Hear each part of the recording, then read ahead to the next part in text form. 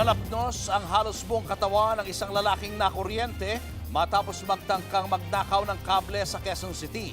Nawalan din ng kuryente ang nasa 8,000 bahay. Nasa frontline ng balitang yan si Hannibal Talete. Kritikal sa pagamutan ng 37 anyos na lalaki na nagtangkang nakawin ang kable ng Meralco sa barangay Unang Sigaw sa Quezon City. Tinangka umano ng lalaki ng lagariin ang kable ng kuryente. Ayon sa barangay, nakarinig umano sila ng malakas na pagsabog. Kaya kami nawalan ng kuryente dahil meron pong sumabog dito sa may park. Nung siya ay pumutok, totally nawalan na po kami ng kuryente. Nang dumating ang mga taga Meralco at QCDRRMO para respondehan ang pagsabog, nakita na lang ang lalaki na nasa baba at may mga paso. Ayon sa Meralco, nasa 8,000 customer ang nawalan ng supply ng kuryente dahil sa tangkang pagnanakaw ng kawad ng kuryente.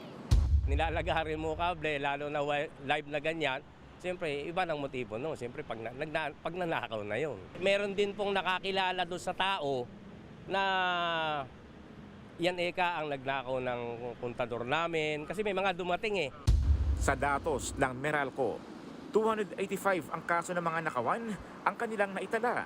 Higit 100 dito ang nauwi sa pagkawala ng kuryente sa lugar. 4 dito ang nagtamo ng pinsala.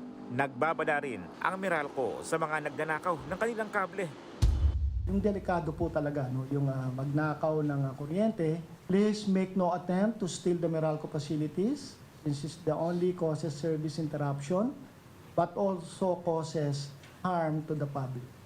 Kapag nahuli umano ang magnanakaw ng kable, 6 hanggang 12 taon na pagkakakulong at pagbumultahin ng 50,000 pesos.